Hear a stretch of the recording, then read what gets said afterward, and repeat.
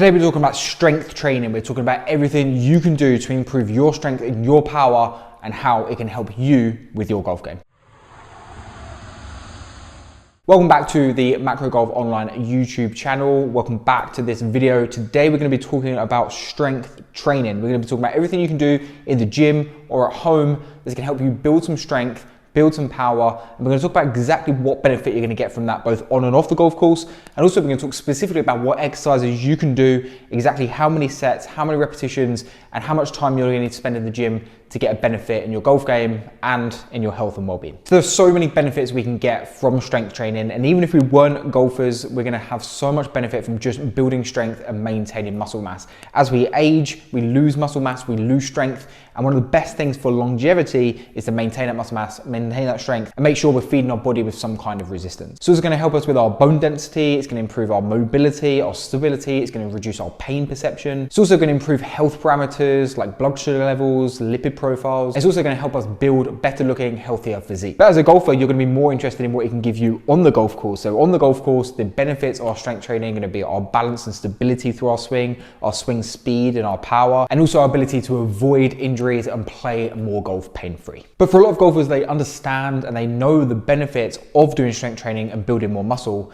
but it's actually the specifics of what they should be doing, what exercises they need to be performing, how many sets, how many repetitions, and whether they need to join a gym or whether they can train from home. And it's this lack of clarity of exactly what they need to do that sometimes leaves them in a position of paralysis and they end up just doing nothing. So that's exactly what we're going to clarify in this video. We're going to talk exactly about what exercises you can do, exactly what equipment you're going to need to perform those exercises, whether you need to join a gym, whether you can do these from home, exactly how many sets, how many repetitions, and everything you're going to need to get a really good structure and actually build some strength, fitness, and muscle that's going to help you in your golf game. So quite often I get asked the question of what exercises are the best exercises for golf, or what exercises should I be doing as a golfer? And to ask this question, I always prefer to talk more about movements than I do about exercises specifically. So in normal movement, we have 5 main movements. We have a squat movement, a hinge movement, a lunge movement, and then we have a push movement and a pull movement. And there are hundreds of variations of exercises that we can do to match each movement. The only extra thing that needs to be considered as a golfer is we can add in a 6th movement, which is our rotation. So when we're thinking about what exercises are good for golfers,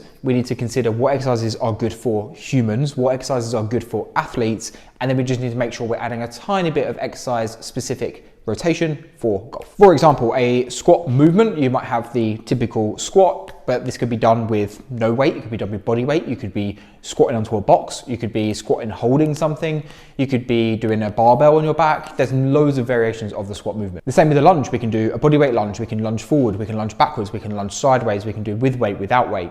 And same with the hinge, we can pick things up off the floor, we can hinge down and put things down on the ground. There's obviously loads of variations of also pushing and pulling movements. Even opening a door or pushing someone away from you is a push-pull movement. So we don't need to worry specifically of exactly which exercise we're going to do. We just need to make sure that we're covering all 5 of these main movements of the squat, hinge, lunge, push, and pull. And we also need to add in some movement for rotation specifically. What that then allows us to do is choose exercises that are good for us. So for example, if we don't have access to a gym and we can only train at home and we have no equipment at all, then we can just choose exercises for all 6 of these movements that require no equipment and can be done just using our body weight and can be done as simple exercises from home. However, if we have access to a huge big gym and we're really experienced with our training, then we can obviously expand out the options of the exercises we can do to match these movements. So equipment will obviously play a huge part in which exercises we choose, but there's loads of other factors that we can consider to decide which exercise is going to be best for us at which time. For example, we might have loads of access to equipment. We might have a gym membership that gives us access to plenty of fancy equipment,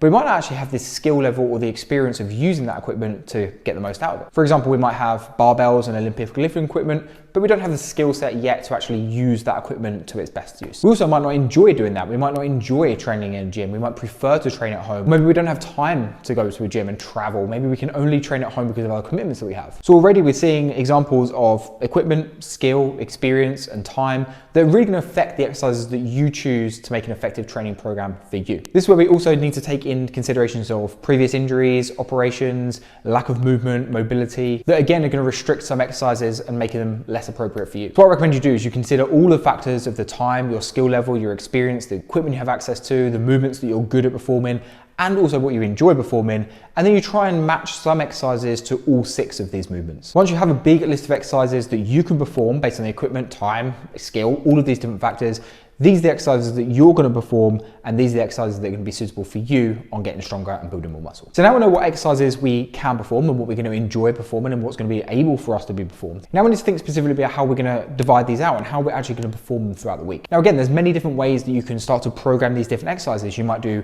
lower body exercises on one day, upper body exercises on the next day, or you might divide between pushing movements, pulling movements, or you might only be able to train once a week. So what I recommend you do is you take the exercises that you're able to be performed, you work out how many times per week you're able to train, and also work out for how long each session can be for you and your time availability, and then just divide these exercises out into groups for each workout. Once you have each session built out with each exercise you're going to perform in each workout, you now have some options on how you're actually going to perform these exercises within a workout itself. So this is where we have the option to divide the exercises into doing each exercise with a little bit of rest in between, or we could put all of these exercises back to back as a circuit, or we could couple some exercises together. We might do one push exercise with one pull exercise, and we might link two leg exercises together, for example. This is where working with a coach who understands what the correct program for you will be is of huge advantage. There's going to be loads of factors of ways to optimize all of this, which obviously can extend the length of this video. But if you do have any questions on how that would be done or what the best thing for you, you can obviously put a comment in the box below. Once we understand how each session is going to be, which exercises we're going to perform and in what format we're going to perform them,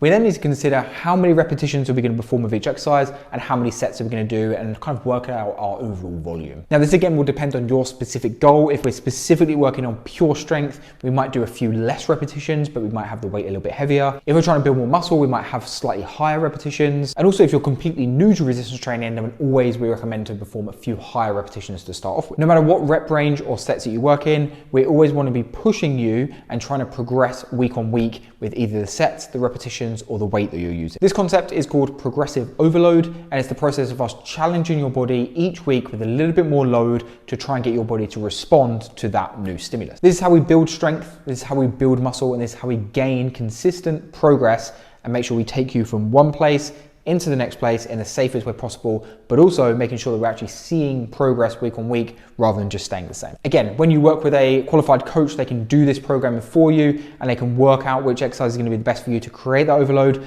And they're also going to let you know when is the right time to swap out different exercises and change the sets and the reps to make sure you continue to get that overload. Another question I receive quite often is how golf specific should the exercises be that I'm going to perform? Now we've already covered the first part of our 6 movements.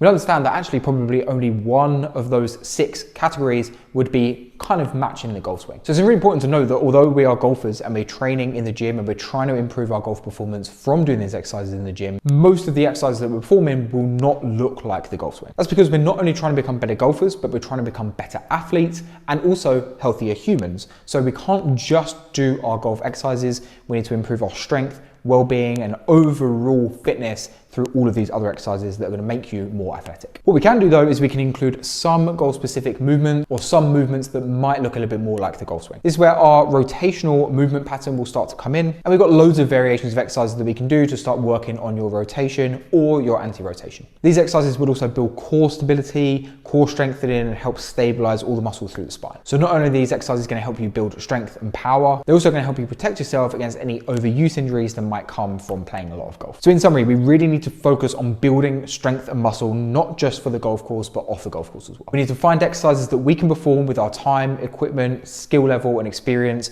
in the 6 main categories of the squat, hinge, lunge, push, pull, and rotate. Once we find some exercises we can perform with confidence, we can then program these exercises into the format of how many workouts we're going to perform each week. And then we can decide how many sets and repetitions of each exercise we can perform and make sure that the weight that we're picking is going to hit those sets and repetitions and push us beyond our limits for our progressive overload. We're then going to include some goal-specific movements within our overall programming, but these should only form a small percentage of our overall work. If you follow the principles here, I promise you will build strength, you will build muscle, and you will notice the difference in your golf swing as well. And you also protect yourself against picking up golf-related injuries. So I hope you found this video informative. I hope you've been able to take things from this video and start to work on your own programming for your strength training for golf. Of course, if you have any questions at all, you can put them in the comments box below. And it'd be great for me if you can share this video with anyone you think needs to start building their strength for golf. Until then, if you can subscribe to this channel, it does me a big favor. And also you click the notification bell, you get notified of all these videos as they're released. Until then, guys, I will see you on the next video.